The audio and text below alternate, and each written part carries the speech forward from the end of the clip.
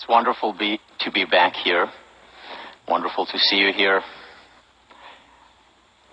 I'm teaching this class because I wish a class like this had been taught when I was sitting in your seats as an undergrad here. This does not mean that it's a class you wish to be taught, nor does it mean that it's the right class for you. What I hope to do in the next couple of lectures is give you an idea of what this class is about so that you can decide whether or not it is for you. I came here in 1992 and started off as a computer science concentrator, and then had a mini epiphany halfway through my sophomore year. I realized that I was in a wonderful place with wonderful students around me, wonderful teachers. I was doing well academically. I was doing well in athletics. I was playing varsity squash at the time. I was doing well socially. Everything was going well, except for the fact that I was unhappy. And I didn't understand why. And it was then, in a matter of moments, that I decided that I had to find out why and become happier. And that's when I switched my concentration from computer science to philosophy and psychology, with a single question: how can I become happier?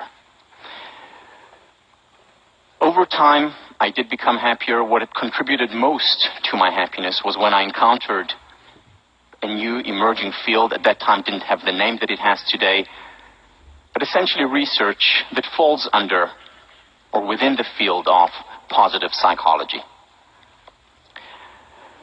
Positive psychology, studying it, applying the ideas to my life has made me significantly happier. It continues to make me happier.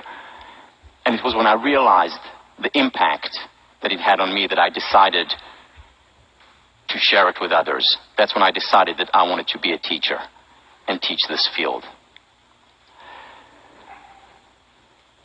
So this is Positive Psychology, Psychology 1504. And we'll be exploring this new, relatively new and fascinating field. And hopefully we will be exploring more than the field, ourselves. When I first taught this class, it was back in 2002. I taught it as a seminar and had 8 students. 2 dropped out. That left me with 6. The year after, the class became slightly larger. I had over 300 students. And then the third year when I taught it, which was the last time, I had 850 students in the class, making it at that point the largest course at Harvard. And that's when the media became interested, because they wanted to understand why. They wanted to understand this phenomenon that here you have a class that's larger than Introduction to Economics. How could that be? So I was invited by the media for interviews, whether it was newspapers, radio, television. And I started to notice a pattern during those interviews.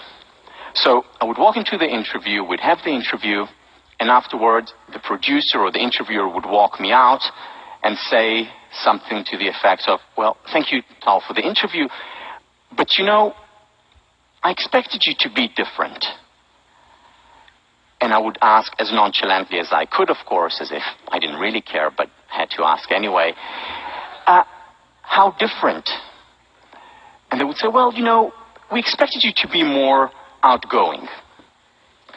Next interview, at the end of the interview, same thing. Thank you for doing the interview, but, you know, Tal, I expected you to be different.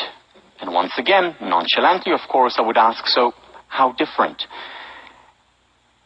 And he or she would say, well, you know, we expected you to be less introverted. Next interview, same thing. How different? Well, you know, more extroverted, more outgoing. Next interview, well, you know, less shy. Because, you know, I I get very nervous in interviews. Interview after interview, literally dozens. more outgoing, more cheerful, less introverted, more extroverted, and on and on. But here is the best one. So this is one of the local channels here in around Boston. Going to the interview, we have quite a long interview, which I thought was actually pretty good. And at the end of the interview, the interviewer, who's a very jolly guy, walks me out, puts his hand on my shoulder, and says, Tal, thank you very much for doing the interview. And then the usual comes. But you know, Tal, I expected you to be different. And I said, how different? You know, just so that you understand, by this time, my self-esteem is shot. But still, with some semblance of nonchalance, I ask, how different? And he looks at me and says, well, I don't know, Tal, I expected you to be taller. Taller? What, 5'7", or okay, 5'6.5" is not enough to teach happiness? And I thought about it, a lot, the whole pattern from the beginning. And I think I understand why they expected someone different. You see, they had to explain to themselves, as well as the audience, how come this class is larger than Introduction to Economics? And the way to explain it must be that the teacher is very outgoing, extremely charismatic, very cheerful, an extrovert, and of course, tall. Well, there was one L missing there, but yeah, if only. So, the problem though is that they were looking in the wrong place for the explanation. In other words, they were looking at the messenger. Where they needed to look at was at the message. Now, how do I know that? You see, because I see other positive psychology classes on other campuses around the country and around the world. There are over 200 campuses here in the United States that teach positive psychology. On almost every campus where this class is taught, it's either one of the or the largest class. It's about the message. I see more and more organizations taking up positive psychology in their, as consultant companies. Some of the big consulting companies are taking it on. More and more high schools are introducing positive psychology classes. Elementary schools are introducing it. Governments around the world are expressing an interest in this new and emerging field. Why? Because it works. Because it really works. You see, this whole realm of life flourishing, of happiness, of well-being, has been, until recently, dominated by the self-help movement. What do we have in the self-help movement? We have books that are very interesting, that are very accessible. We have speakers who are very outgoing, very charismatic and tall, attracting in the masses into these workshops and seminars and lectures. But, and there is a very big but here, many of these books, many of these workshops and seminars lack substance. Very often over-promising and under-delivering. So these are the 5 things you need to know to be happy. The 3 things to be the great leader. The 1 secret of success, happiness, and the perfect love life. Over-promising, under-delivering. On the other hand, we have academia. What do we have in academia? We have a lot of rigor, a lot of substance. We have data that's analyzed, reanalyzed, and meta-analyzed. Things that actually work. Good stuff. But, and there is also a very big but here, very few people refereed academic journals. I mean, think about it. How many people outside of this room, of course, have read the last 12 issues of the Journal of Personality and Social Psychology? Well, most people don't even know what that means. The head of my PhD program actually estimated that the average academic journal article is read by 7 people. You know, and that includes the author's mother. So, And I say it half in jest, but it's actually really sad, because, certainly sad for me as an academic, because these things are good, they're important, things that make a difference, can make even more of a difference, but not accessible to most people. And this is where positive psychology comes in. And this is also where this class comes in. The explicit mandate of positive psychology, as well as of this class, is to create a bridge between the ivory tower and Main Street. In other words, it is to bring the rigor, the substance, the empirical foundation, the science from academia, and merge it with the accessibility of the self-help or New Age movement. In a way, the best of both worlds. And this explains the popularity of the field of positive psychology. Science that works. This class will be taught on 2 levels. The first level, it will be taught like any other class in psychology or any of the classes that you have taken here. You'll be introduced here to studies, to research, to rigorous academic work. You will be writing a paper, an academic paper. You'll be taking exams, just like every other class. But then it will also be taught at a second level, which is for every paper that you'll read, every paper that you will write, you will always be thinking, okay, so how can I take these ideas and apply them to my life? How can I apply them to my relationship? How can I apply them to my community? 2 levels. The academic, applied. I did not just introduce, whether it's in the readings or in lectures, ideas just because they're interesting for the sake of the idea. It's always an idea that is both rigorous and can be applied.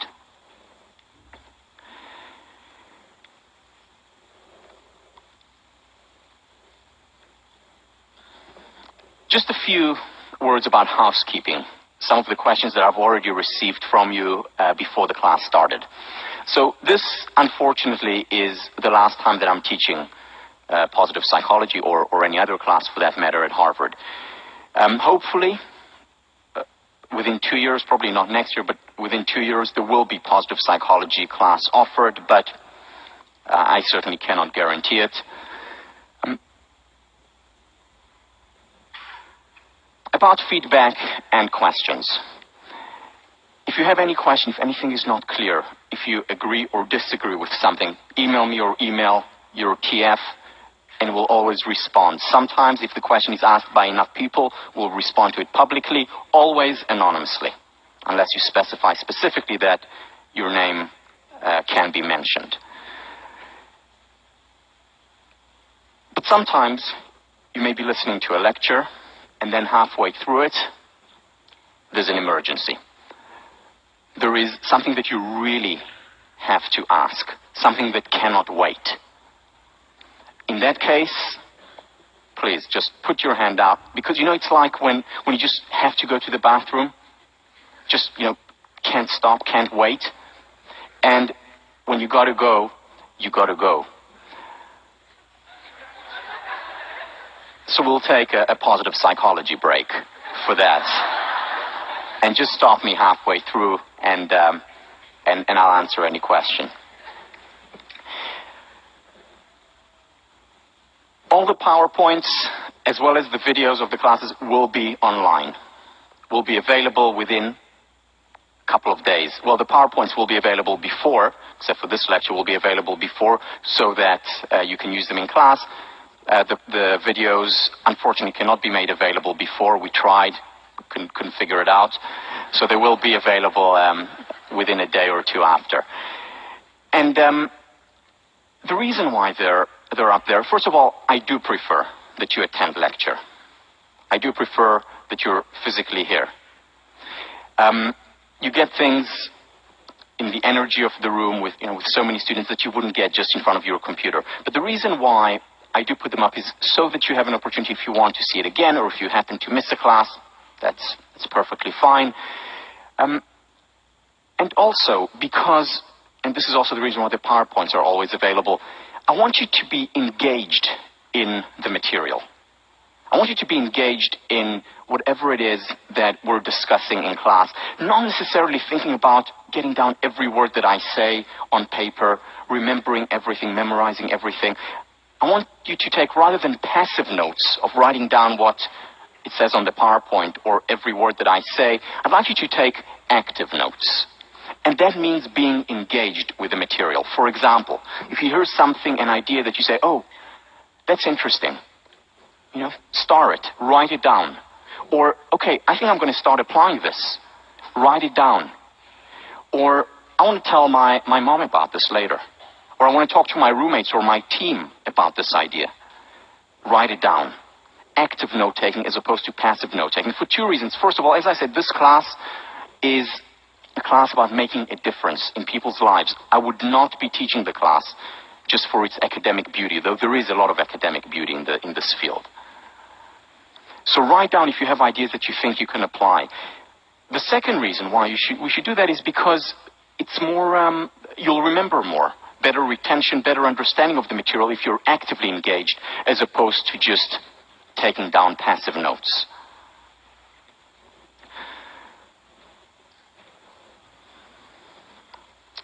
Throughout the class, starting next week, we'll take what I call time-ins as opposed to time-outs. It's like a time-out. It's a time where we stop the class and you look inward. And this is literally a time of silence in the class. I will stop for a minute or two, and you'll have a chance either to just stare at me or anyone else, or think about what we've just discussed, or have a guiding question that I will provide you that you will address during the class. The reason why I have time is, and this is something that I'm introducing this year for the first time, we didn't have it last time, is because over the last 2 years since I last taught it, I've done a lot of work in the area of silence. I've read a lot of research in this area about the importance of quiet times, whether it's in a class, in a lecture, whether it is at home, whether it's for a leader in a business, for a relationship, for children, starting from preschools. Now, many of you, as you're going through these timings, if you decide to take the class, may think, well, is this what I'm paying $40,000 a year for? To sit in a class and be quiet? Well, first of all, it will only be a minute or two at a time, maybe once or twice a lecture. But second, it may be the most important thing that you take from this class, the notion of embracing stillness. Let me read to you an excerpt from a study that was run by 2 MIT professors. By the way, all the names that I read that are not on the PowerPoints, you don't need to remember or write down. This is just for your edification. But so David Foster and Matthew Wilson, both of them are from MIT, and did the following study that I think confirms the importance of a time to look inside. What they did was they scanned the brains of rats while they were in a maze and after they went through the maze. And here is what they found. What the results suggest is that while there certainly is some record of your experience as it is occurring, in other words, when they were doing the maze, the actual learning, when you try to figure out what was important, what should I keep and throw away, that happens after the fact, during periods of quiet, wakeful introspection. What they showed was rats who went through the maze and then went through the maze again and again learned far less than rats who took time aside, chilled out a little bit after a maze, had a margarita, experienced, embraced stillness. This has implications, and they showed implications to human beings as well. Not only those who are on the rat race, all human beings. So what they say is that replay might constitute a general mechanism of learning and memory, both learning, understanding, as well as memory, retention. When we reflect, when we replay the material, we're much more likely to retain, to remember what we have just been through. So the importance of time aside cannot be overemphasized. In his wonderful book on teaching, Parker Palmer, it's called The Courage to Teach, says the following: words are not the sole medium of exchange in teaching and learning.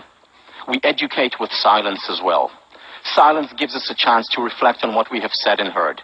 In authentic education, silence is treated as a trustworthy matrix for the inner work students must do, a medium for learning of the deepest sort. Silence is something that's missing from our culture. I know that many of you have probably read Zen and the Art of Motorcycle Maintenance, Robert M. Pirsig. Well, he has a second book out, less well known, called Lila. And Lila is an anthropological study of Native Americans. And what he does there is compare their culture to Americans from European ancestry. And one of the distinguishing characteristics between these two cultures is their approach towards silence. What he found was when he went and sat around with Native Americans, they would sit around the fire and hang out for 2-3 hours without saying a word. Just sit around, look at one another, smile, have a good time, introspect, just be there for hours. Whereas he points out that in our culture, we feel very uncomfortable with the absence of words, with the absence of sound or noise. We have to fill up all the gaps. And this is an important cultural difference, and we pay a price for this lack of stillness. A price that I will talk about a lot when I talk about relationships,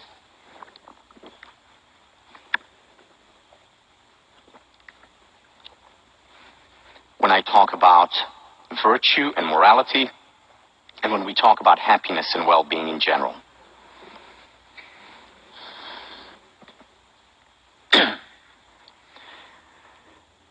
Let me give you a little bit of background on positive psychology, how it came about and how this class came about. In many ways, positive psychology is the brainchild, the product, the grandchild of humanistic psychology. What we have in humanistic psychology is essentially a reaction to the existing psychologies of the time. The founders, considered the founders of humanistic psychology, in fact called it the third force. Why the third force? Because the first force was behaviorism, the work of Skinner, the work of Watson, the work of Thorndike. This was the first force. The second force was psychoanalysis, the work of Freud, Jung, Adler to some extent. This was the second force. And the third force, humanistic psychology, came as a reaction to it. First, as a reaction to behaviorism. Behaviorism looks at the human entity, at the person, as basically a collection of behaviors, as a box, like a billiard ball knocked around by reinforcements, by punishment, by reward. And what humanistic psychology said was that we're much more than just a billiard ball being knocked around. We have a spirit, we have a soul, we have cognitions and thoughts that matter. It's not just behavior that's important for understanding as well as improving life. And then psychoanalysis, the second force. What psychoanalysis is about, basically understanding mostly through the subconscious. That's how you understand it. That's how you improve the quality of life. There are defense mechanisms, there are biological instincts, neuroses, and if we understand these very often dark forces, we're better able to handle and deal with life, understand as well as improve the quality of life. Humanistic psychology says a human being is much more than that, much more than biological instincts, much more than neuroses, much more than a person who exists in a Newtonian reality, like a billiard ball. We need to value much more the human being. We need to give much more dignity and freedom to the person. There was a problem. The problem was with humanistic psychology is that it lacked the rigorous methodology. while it brought in many wonderful ideas, talked about the study of well-being, talked about the study of optimism, of kindness, of morality, of virtue, of love, relationships, of peak experiences, of self-actualization, of empathy, all these wonderful concepts that we'll talk about throughout the semester, it wasn't as rigorous about its epistemology, about how we form ideas and how we learn. And that's why, in many ways, largely, not completely, but it largely morphed into the self-help movement. Interesting ideas, good ideas, important ideas, certainly good intentions, but to some extent without the academic rigor. And that's why it lacked to have the impact on academia. That's why we don't have hardly any humanistic psychology classes offered at universities today. There are very few still around. And this is why also a lot of it became the new age, essentially. But still, it's humanistic psychology that has, in many ways, fathered and mothered, as we'll see, positive psychology. So let's meet the grandparents. People like Rollo May, people like Carl Rogers, and more than anyone, Abraham Maslow. Was the American Psychological Association president, was a professor just down the road here at Brandeis. And he introduced this humanistic psychology. In 1954, he wrote a chapter called Toward a Positive Psychology. 1954. In it, he said we need to also research kindness and goodness and happiness and optimism. In many ways, was way ahead of his time. Then, if Maslow is the grandfather, then Karen Horney is the grandmother. Initially a psychoanalyst, trained through the works of Freud, realized that the focus has been too much on the negative, on neurosis, on psychosis, and said we also, not only, but also have to focus on what is working in the human organism. We have to look at the fine qualities and cultivate those, because part of being human is being those things as well. In many ways, brought about the movement toward humanistic psychology, and through that, positive psychology. Aaron Antonovsky, the third person I would consider the grandfather, brought in the idea of focusing on health. He has a new concept, or he introduced a new concept. I'm still here, don't worry. He introduced a new concept which he called, it's his own neologism, salutogenesis. Salutogenesis, saluto health, genesis, origin. The origin of health. And this was an alternative model to the conventional wisdom model of pathologies. So instead of just studying pathologies, whether it's in physical health or psychological health, we should also study the origin of health. In many ways, that is what preventative medicine is about. So this was a novel idea back in the 1970s when he introduced it. And we'll talk a lot about Aaron Antonovsky. Now the parents. Marty Seligman, considered the father of the positive psychology network of scholars, started the field in 1998. Like Maslow, he too was the president of the American Psychological Association, and as his mandate during his presidency, he had two aims. The first aim, to make academic psychology more accessible.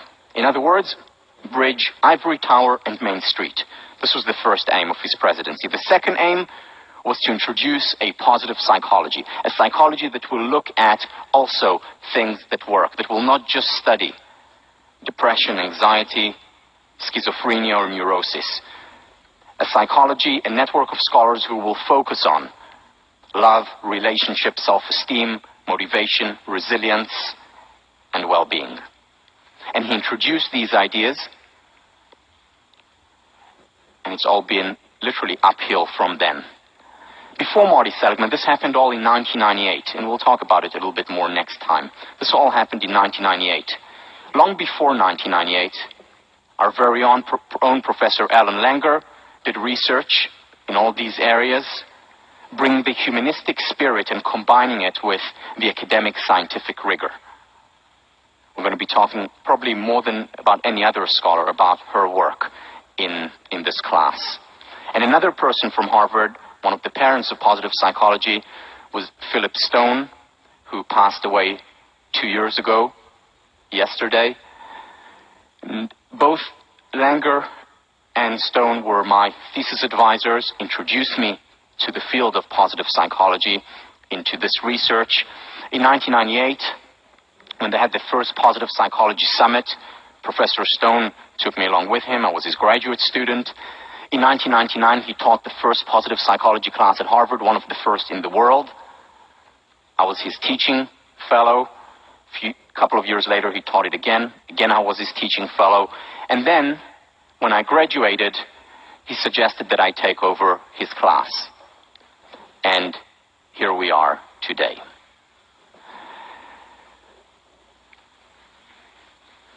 So this is 1504. Let me give you a sense of, in the next half hour or so, a sense of what to expect in this class. The first thing is that this class is not just about information. It is also explicitly about transformation. What do I mean by that? You see, most of education today is about information. What is information? So we have a container, which is our mind, and information is about taking data, taking science, taking information, and putting it inside the form. That is information. Now, when this form is filled, that's when we're educated. More information, more data, better. Not enough. Because it's not just information that determines our well-being, our success, our self-esteem, our motivational level, the relationship and the quality of our relationships. It's much more than information. Transformation is about taking this form and changing it. Change, form, shape. Change the form. This is transformation. This is a distinction that I learned first from at school Professor Robert Keegan, who talks about this. Information in and of itself is not enough. Think about this example. You go for an athletic meet. Your aim is to get into the top 3, to be a medalist. You come in number 8. What's the analysis? What is the interpretation? Terrible. I just failed. You feel deflated, enervated. On the other hand, the exact same event, you came 8th when you expected to be top 3. You can interpret it as, okay, so what have I learned? I need to work even harder. You become even more energized. You learn from the experience. In other words, the same objective information, which is, I got 8th, I expected top 3. The same information, very different interpretation. One is a disaster. The other interpretation is an opportunity. One leads to loss of energy, the other one to an increase in energy.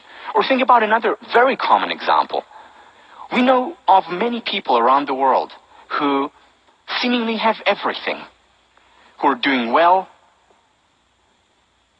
who have more than they need, and yet they're unhappy. And then there are people around the world who have very little,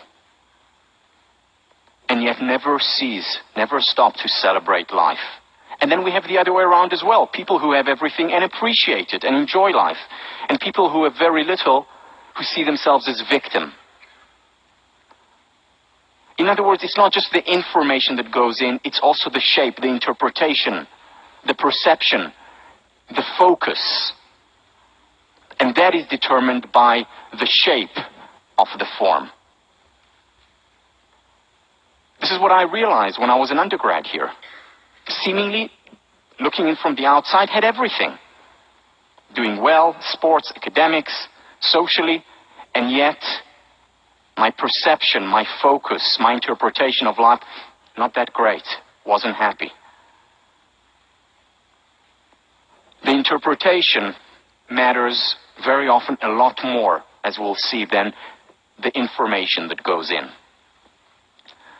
One of the sentences that I'll repeat throughout the class is that happiness is much more contingent on our state of mind than on our status or the state of our bank account.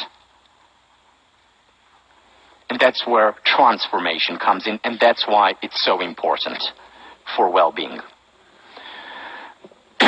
What that will look like in practice is that we will cover not so much information, we'll uncover much more. And I don't mean that in the Berkeley sense of the word. I mean that in the academic sense of the word. In other words, what we'll do is uncover potential that we have inside us, that we've had inside us all along. Maybe we just didn't see, or maybe it was obscured by something or another.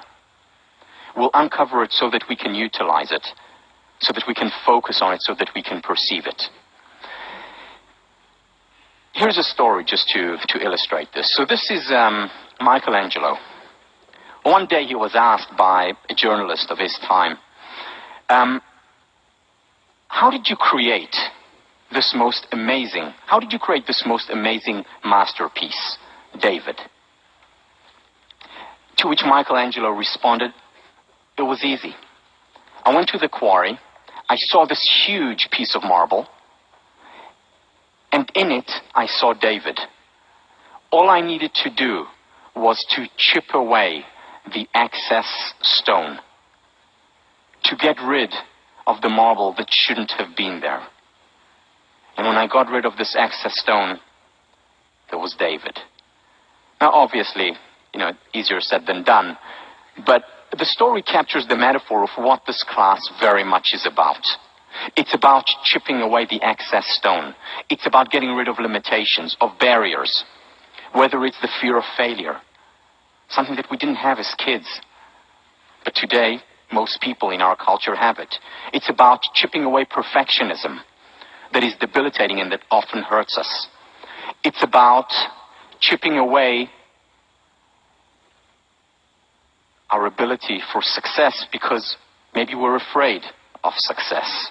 Maybe we feel guilty about some of the things that we have in our lives and that in turn limits us. Maybe it's about chipping away the limitations in our relationships and why we don't thrive within them. This is what this class is mostly about.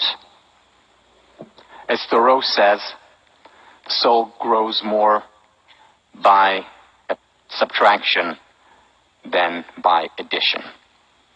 By getting rid of these limitations that are preventing us from fulfilling our potential, because our potential is in there in nature, and we'll talk a lot about human nature.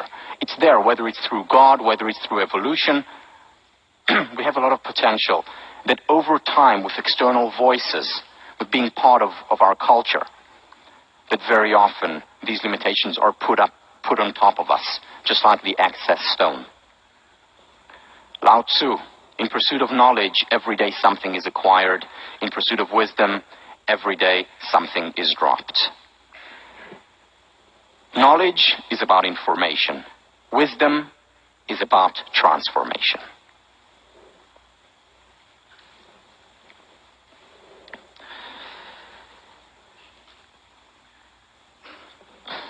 I was recently interviewed for a newsletter on coaching before a large conference on the topic. And the interviewer asked me, so what tips, what tools can you give from positive psychology? So I talked about some of the quote-unquote greatest hits, the importance of gratitude, the importance of physical exercise. I talked about the importance of spending time on our relationships, about taking time aside and simplifying, and so on and so on. And as I was going through my long list, she stopped me and she said, Tal, this is all good, important stuff, I know, but our readers already know that. I'm looking for the wow factor. Come on, surprise me. What can you tell our readers? And I thought about this question for a minute, and I realized that there is no wow. And I told her that, if there is a wow, the wow is that there is no wow. That's it. You see, because the overnight transformation emperor, the emperor of quick fixes, has no clothes. Doesn't exist. It's over-promising and under-delivering. A good life, a fulfilling life, a rich life includes ups and downs, includes pain and getting up again. It includes failure and getting up again. It includes success and celebrating it. Victories and losses, ups and downs, as we'll talk about next week. It's not about this one secret, one wow to the good life. And many of the things that you will learn in this class, you would have heard of before. Probably nothing new to you. You already know it inside of you. And you're going to say, well, this is common sense. And yes, a lot of it is common sense. However, as Voltaire once said, common sense is not that common. And this especially applies to application. So the aim of this class is to make common sense more common, especially in the realm of application.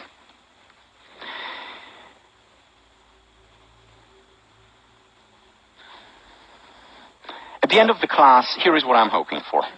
At the end of the class, if you decide to take it, at the end of the semester, I don't think, and I'm not expecting you to come and tell me, wow, Tal, thank you for teaching me so many new things. That's not what I'm expecting. I don't think that is what will happen. What I hope will happen is for you to come and say, rather than thank you for teaching me something new, you would say, thank you for reminding me of something that I've already known. And this is what the class is about. It's a constant reminder, twice a week. A constant reminder of what you already know, of what is inside you, the David that is inside you. And what this class will hopefully do is help you to chip away some of these limitations, whether it's cognitive limitations that prevent you from seeing what you already knew, emotional limitations that are preventing you from deriving the benefits of what you already know, or behavioral limitations. The ABC, affect, behavior, and cognition, that we'll talk about during the change week. It's about making common sense more common. Information in and of itself is simply not enough. It's not enough, and what we need in addition to our information highway is a transformation highway. Transformation highway or transformation backroads to counter the fast increasing pace, because as we'll talk about next time, rates of depression are on the rise, rates of anxiety are on the rise, not just in this country, globally. It's literally a global epidemic. And to deal with it, more information will just not do. Just not enough. Here is Archibald MacLeish, who was a poet, was a Harvard professor. What is wrong is not the great discoveries of science. Information is always better than ignorance, no matter what information or what ignorance. What is wrong is the belief behind the information, the belief that information will change the world. It won't. Just adding and filling up our containers with more and more stuff, more and more information, more and more data, it's just not enough. We need more than that. This class will take the humanistic approach. And let me read you a quick excerpt by Abraham Maslow, who talks about this approach. If one took a course or picked up a book on the psychology of learning, most of it, in my opinion, would be beside the point. That is, beside the humanistic point. Most of it would present learning as the acquisition of associations, of skills and capacities that are external and not intrinsic to the human character, to the human personality, to the person himself. External refers to information. Internal refers to the transformation, the changing of the form. And when we talk about transformation, I actually mean it quite literally. Changing of the form, changing of the brain. As we'll talk about when we talk about meditation, for instance. Our brain today we know that our brain today can actually change. And through fMRI studies since 1998, a new concept came up, which is neurogenesis or neuroplasticity, meaning our brain actually transforms, changes its form throughout our life. So I don't just mean it metaphorically, I also very often mean it literally. Abraham Maslow continues, humanistic philosophy offers a new conception of learning, of teaching, and of education. Stated simply, such a concept holds that the function of education, the goal of education, the human goal, the humanistic goal, the goal so far as human beings are concerned, is ultimately the self-actualization of a person, the becoming fully human, the development of the fullest height that the human species can stand up to or that the particular individual can come to. In a less technical way, it is helping the person to become the best that he is able to become. And this was before the ad came out for the army. Might be all you can be. This is what the class is about. It's the humanistic approach. It's about fulfilling our potential, chipping away those limitations. Now, to many of you this may sound naive, idealistic. Naive it is not, idealistic it is. And we'll talk about and discuss the importance of idealism and maintaining idealism if we are to introduce personal change, interpersonal change, or community or society change. This class is not about providing answers concerning the good life or happiness. It was about identifying the right questions. Ask and you shall receive, say the scripture. This class is what I think education is all about, which is the quest for information and transformation must begin with a question. Quest, question. It's no coincidence that there is an etymological link between the two.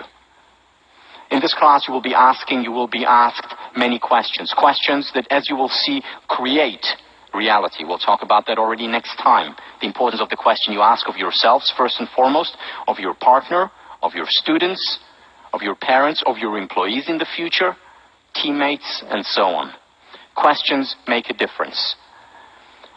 Peter Drucker, the most common source of mistakes in management decisions is the emphasis on finding the right answer rather than the right question. Peter Drucker, considered the most important management scholar of the 20th century, just recently passed away, saying that the biggest mistake is not asking the right questions. As we'll see next time, this is the biggest mistake in research, potentially. This is the biggest mistake in application. Not asking the right questions as well. Whether it's managing an organization, whether it's managing our lives. Now, when I say that questions are important and that answers matter less, I'm not coming from a point of relativism. I'm not a relativist. I think that there are, to some questions, definitive answers that are important to know. However, what I'm saying is that it's important, no less important, to focus on questions when it comes to education. The educator Neil Postman once said that kids enter schools as question marks and they leave as periods. My hope in this class is to bring up many more question marks than periods. Once again, it's about chipping away the excess stone, because as kids, we're always asking questions, we're always curious. Let me show you a quick excerpt from a video of one of my favorite psychologists, well, actually he's a comedian, Seinfeld. Here he is talking about, and we'll watch a lot of excerpts throughout the semester, talking about what we were like as kids. Is this in your way? So the first couple of years I made my own costumes, which of course sucked. The ghost, the hobo, no good. Then finally, third year, begging the parents, got the Superman Halloween costume, not surprisingly. Cardboard box, cellophane top, mask included. Remember the rubber band on the back of that mask? That was a quality item there, wasn't it? That was good for about 10 seconds before it snapped out of that cheap little staple they put it in there with. You go to your first house, trick or snap, it broke, I don't believe it. Wait up, you guys, I gotta fix it. Hey, wait up! Wait up! That's what kids say. They don't say wait. They say, wait up! Hey, wait up! Because when you're little, your life is up, the future is up, everything you want is up. Wait up, hold up, shut up. Mom, I'll clean up, let me stay up. Parents, of course, are just the opposite. Everything is down, just calm down. Slow down. Come down here, sit down, put that down.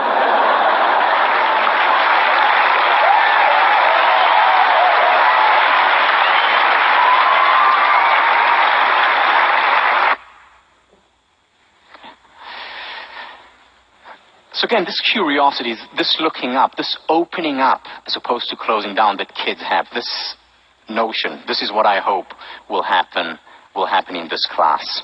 The one real object of education is to leave a man in the condition of continually asking questions.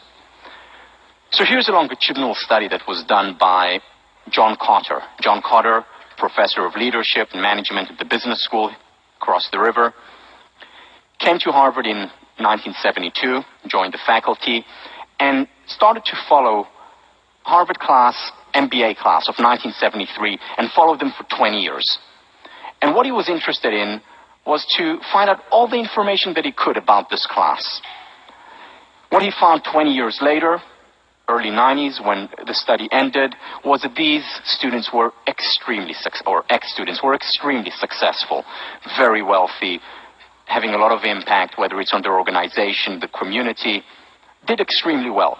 But within the large group of highly successful Harvard MBAs, he found a small group that was extraordinarily successful, more successful than the rest of the group, whether it's in terms of income, whether it's in terms of impact, whether it's in terms of overall quality of life. Extraordinarily successful. And what he wanted to identify was why. What distinguishes this small group from the rest of the pack? Very successful, but not quite as successful as that small group. And he found only two things. It was not their IQs that made no difference whatsoever to their long-term success. It was not where they came from, pre-MBA, what they did, had nothing to do with it. Two things alone mattered in terms of determining who will be the extraordinarily successful and the rest. The first thing was that the extraordinarily successful groups really believed in themselves. They thought they could do well. They were driven. They were motivated. And we'll talk about that in future lecture as beliefs are self-fulfilling prophecies. They thought, I'm going to make it. I'm going to succeed. That's the first thing, this sense of confidence. The second thing that he found was that this group, they were always asking questions. Always asking questions, initially of their boss, later of their employees, of their partner, children, parents, friends. They were always asking questions. They were always at this state of curiosity, always looking up, opening up, wanting to understand the world more. They didn't say, okay, now I have my MBA. That's it, I know enough.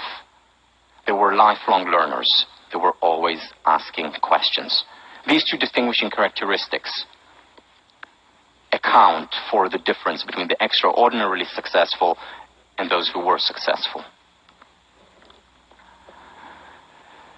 The question that has guided me, whether it's in writing the book, whether it's in creating this class, whether it's first and foremost my personal life, is what I call the question of question, which is, how can we help ourselves and others, individuals, communities, and society become happier? Note that it is not about helping ourselves and others become happy. It is about becoming happier. Why? Because many people ask me, so, Tal, are you happy? And I can't really answer that question. I don't know what it means. Why? Because, how do I determine whether or not I'm happy? Is it compared to someone else? Is there a certain point beyond which I become happy? Happiness is not a binary either or, 0-1. Either I'm unhappy or I'm happy. Happiness resides on a continuum.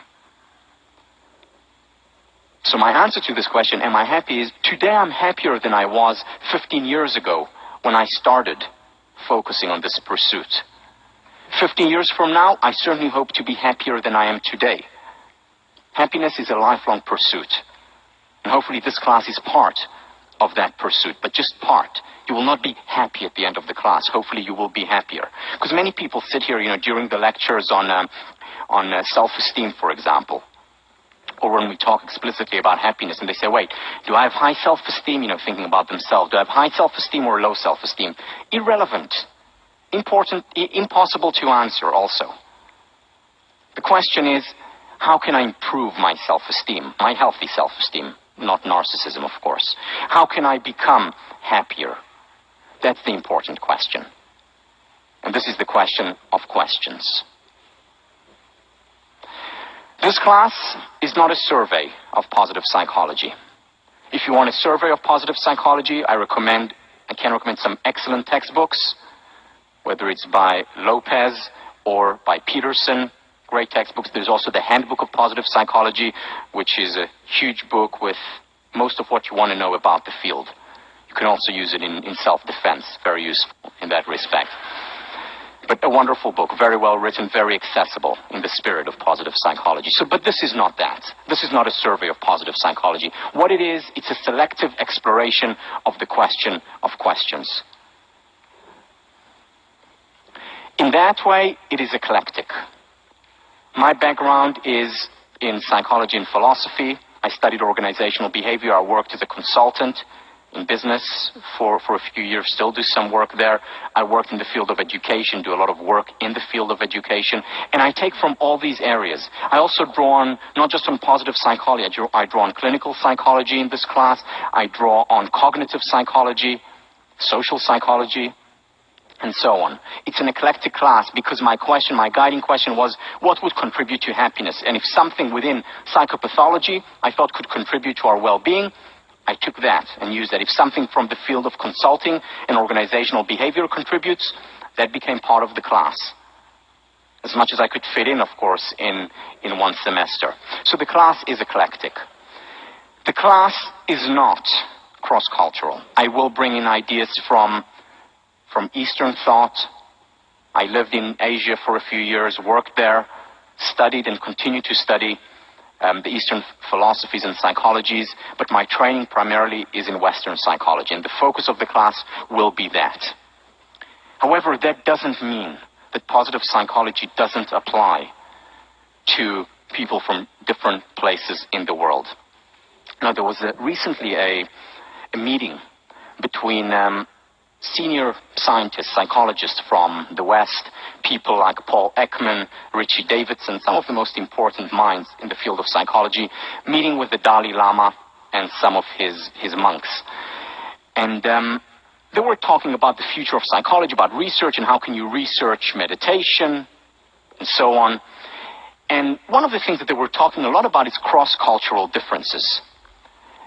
And when that came up, the Dalai Lama suddenly seemed uneasy. And when Daniel Goleman, who was writing about this whole event, which was held in India, asked him, what's wrong? The Dalai Lama said that he was not comfortable with talking and emphasizing so much cultural differences. Now, you can say many things about the Dalai Lama. One thing you cannot say about him is that he's culturally insensitive. Arguably, one of the most sensitive people alive. And yet he said that we're focusing too much on cultural differences. And he added, not because there are no cultural differences. Of course there are, and they're important. But there are many more similarities than differences. And we shouldn't ignore those similarities. Daniel Goleman about the Dalai Lama. We were a little surprised by the Dalai Lama's seeming resistance to the notion of cultural differences. So I will introduce these ideas, but A, because it's not my training, and there are people who focus on cultural differences who would do a much better job than I do. And second, because what I hope to look into is the universal, things that are common across cultures.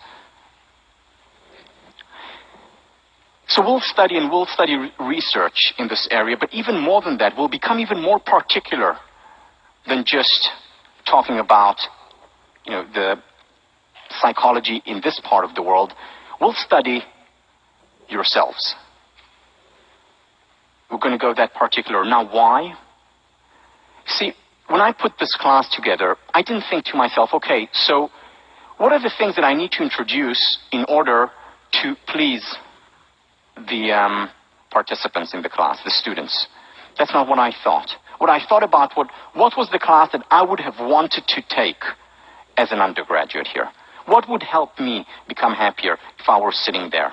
In other words, thinking about it from my perspective, from a very personal perspective. In this class, I'm going to encourage you, of course, you look at research and read research about other people, about large sample sizes, but I'm going to encourage you more than anything to look inside yourselves, to study yourselves, whether it's through response papers that will be due weekly, starting in 2 weeks, whether it's in your final project, that will be a presentation that you won't have to give, but you'll have to write out, a presentation about your favorite topic or the topic that matters most to you, whether it's in sections that you'll be talking about, how can I apply these ideas to my life?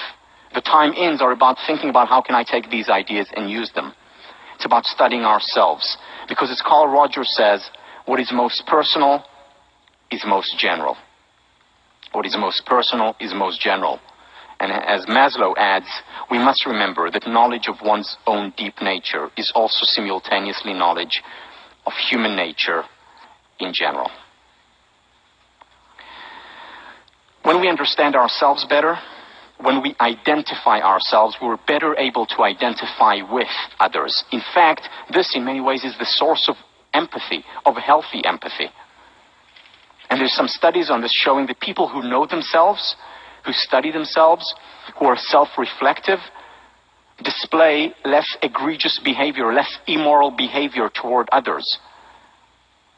Behavior that would fall under, say, racism. And it's counterintuitive to some extent. Wait, don't you need to first study the other so that you can be more sensitive to other? Yes, that too.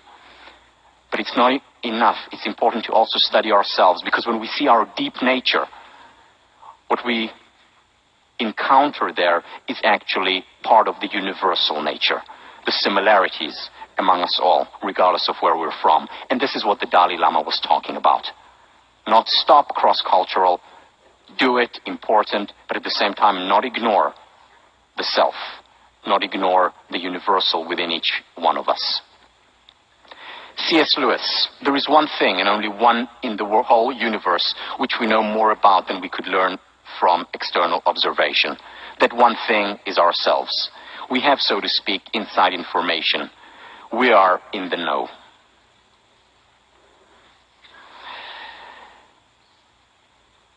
Now, there are, of course, biases when we study ourselves, which is why it's not enough to just study the self. It's important to counter it, to add to it academic work, studying others. And that's why we will do some research, or study research, as well as do some searching inside us. Both are important. We shouldn't, just because there are biases and mistakes that are potentially can be made, it doesn't mean we need to throw out the baby with the bathwater and stop studying ourselves. So we'll do that, or rather you will do that, probably more than in any other class on campus. Finally, this may be news to you, but this is not English 10A or Math 55. Meaning you will not have to read as much as you would read for 10A or for a history class, and this class is not as difficult as Math 55, so you can rest assured, though I'm sure there are some people here who took the class. This class, at the same time, is about rigorous fun. Fun because it's fun to study ourselves. Sometimes it hurts, and sometimes we see things that we may not like, but overall, it's fun, it's interesting. And at the same time, it's rigorous, based on research. Now, many of the ideas that you will encounter in this class are very simple, very accessible, common sense. However, they're simple, not simplistic. And here is the difference. Here is the difference. See, Oliver Wendell Holmes, at least this quote is attributed to him, not 100% sure it's his, said, I would not give a fig for the simplicity on this side of complexity, but I would give my life for the simplicity on the other side of complexity. What Holmes means here is that he doesn't care about just simplicity, easy, off-the-cuff, whimsical ideas. What he does care about, though, is the simplicity that comes after we have chewed the idea, after we have digested it, after we have thought about it. Ideas that have been worked on. And if on the other side of complexity we can reach simplicity and common sense, that's great. That's what he's interested in. That is also what positive psychologists, researchers whom we'll discuss throughout the semester are interested in. The simplicity on the other side of complexity. And there's a very big difference between these two kinds of simplicities. Even though, on the face of it, they may at times look similar. What this class requires is a very different kind of effort. A very different kind of effort to other classes. Again, it doesn't require the kind of effort that you would need in 55 or in English 10A. The kind of effort that it does require is the effort of application, of applying it to your lives, of introducing behavioral, actual change to your life. And before we go into some of the technicalities of the class, such as the syllabus, I want to end with a story about Peter Drucker. Peter Drucker, whom I quoted earlier, father of the study of management in modern times. Peter Drucker lived to the grand old age of 94, passed away just a couple of years ago, and toward the end of his life, while he was still 100% lucid, it was more difficult for him to be mobile and to go into organizations. So what he did was invite people who wanted consulting from him, wanted to learn from him, would come to his home. And he had presidents and prime ministers of countries. He had CEOs of Fortune 500 companies come and spend the weekend with him. And on Friday, this is how he would start every session with every world leader. Whether in business, whether in non-for-profit, whether in politics. He would say to them the following: on Monday, I don't want you to call me up and tell me how wonderful it was. Meaning how wonderful the weekend was. On Monday, I want you to call me up and tell me what you're doing differently. At the end of the semester, or at the end of a lecture, if you enjoyed it, by all means, tell me that you enjoyed it, that it was fun. But more important, it is what you're doing differently. How this has an impact on your life, and that takes effort. We're going to spend a whole week talking just about change, nothing directly related to positive psychology, just about change, because it is so difficult to change, because we know that most organizational change fails, because we know that most individual change fails, unless we introduce behavioral change along with our cognitive and emotional change. Affect and cognition is not enough. Behavior has to be there as well. What are you doing differently? Now, to do things differently very often takes courage. Some of your response papers that you will hand in none of them are graded.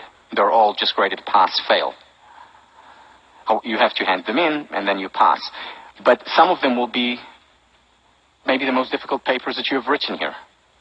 For some, they'll be the easiest, and things will just flow out. That's about introducing change. That's about reflecting. That's about taking time in. That's about chipping away the excess stone. And it can only be done through this kind of effort. So if you really want this class to make a difference in your life, it's up to you. I'm going to introduce you to the material. I'm going to introduce you to this wonderful new field of positive psychology. What is up to you is to then take it and apply it. I want to talk a little bit about the syllabus and the requirements, and then I'll give some time for for questions. But before I do that, I would also like to welcome, I know that some of you are watching this from home, to the extension school students. It's wonderful to have you here. Do come and visit once in a while. And you'll be working with, obviously as part of this class, but also with Deb Levy, who is the head teaching fellow for the extension school. The head teaching fellow for the FAS class is Sean Acor. And I'd like just to invite him for a few words. Just to introduce himself and to you. And you'll be introduced to all the other TFs. We have an amazing team this year. And this is Sean. Hey, good morning. Can you guys hear me? Can you hear me now? Yes. Great. This is an absolute honor to be back teaching for positive psychology again. Tal is too humble. This is not only extraordinary that he's sharing his time with us, but he has actually moved his family back from Israel for the entire semester, his wife and his 2 little children, just so that he could teach this class with us. So it's an absolutely extraordinary opportunity for us to share this moment with him, and I'm really excited about it. Last time we taught this class, we did a survey to find out what type of people were sitting in this room. They're just like yourselves. To find out why you'd be taking this class, because the comment that we get so often about this class is, why would Harvard students possibly be unhappy? What do they have to be unhappy about? They thought that everyone that would be taking this class would be taking it because they're already really happy and they want to study about how amazing they are. And they like to learn things that they can tell their roommates are clearly less well off than themselves. But it turns out actually over a third of the people that took the class last year took the class actually because they felt depressed and that they were trying to learn about the research about positive psychology. Another third did it because they wanted to learn more about optimism. Another third did it for completely different reasons. I think an additional third this year did it because Tal was on Jon Stewart and The Daily Show. So I'm absolutely thrilled about this class. The syllabus, which Tal is about to tell you about, is we learned a couple other things about you guys. Did you know that of the people that took positive psychology, 75% of you are an officer of a club? 35% of you are the highest ranking officer of a club, which means you think there are about 2,000 clubs at Harvard. You're all in a club of 3 and that you happen to be the president. We learned other reasons why you're not happy. We learned that the average number of romantic relationships for people that take positive psychology over the 4 years is between 0 and 1. 0 and 1. No. Don't believe it. Don't leave.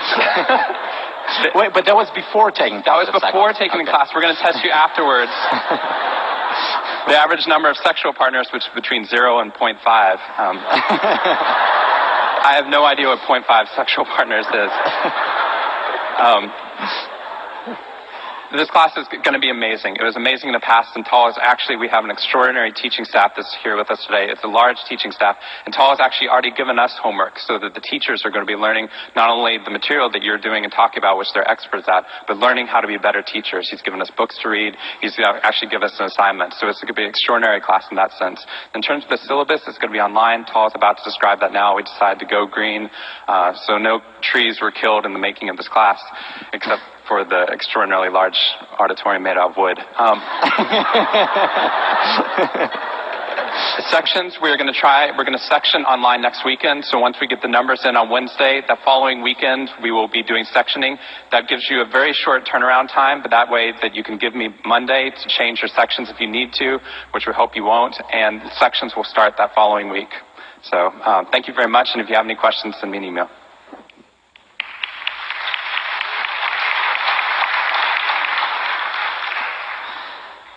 Okay, so I don't think I'll have to explain to you why.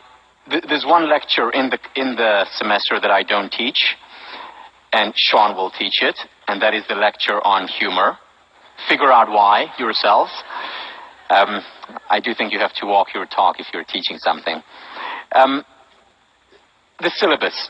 The class, pedagogically, just to introduce you to my thinking about the class, is what I call an integrated class. What that means is that it's integrated vertically as well as horizontally. Vertically, it means that every class is connected to the next class, is connected to every class throughout the semester. around a spiral. So what we talk about next week, we'll revisit again in lesson 7, lesson 17, and lesson 24. Everything is interconnected, only at a higher level of the spiral. In other words, will lead to deeper understanding and hopefully assimilation of the material. So it's vertically interconnected. It's also horizontally interconnected. That means that every part of the class reinforces and influences the other parts. The lectures, not enough. You'll get a lot more in sections. Sections are mandatory. You'll do a lot of work in your sections. Very much related to what your response papers that many students claim are the most important part of the class, because that's where you get to time in. That's when you really get to chip away. Very much connected to the final project. The final project is a presentation that you will write out. You will actually give it, but only give it to a couple of friends just to get feedback, not graded. On that part, the final project is graded as a final paper, but just what you hand in, what you submit. And the reason why there is the final paper, because the best way, which is like a presentation, because the best way to learn is to teach. And you will be teaching these materials to other people, or any material that you're interested in your presentation. So the readings, very much connected and about taking you to the next level of understanding and assimilation. So, any questions before I finish up? Any questions from you? All right, so let me just say, one second, finishing words. I'm very excited to be back here. My family is very excited to be back here. Looking forward to a meaningful, pleasurable, enjoyable, and happier semester with you. Thank you.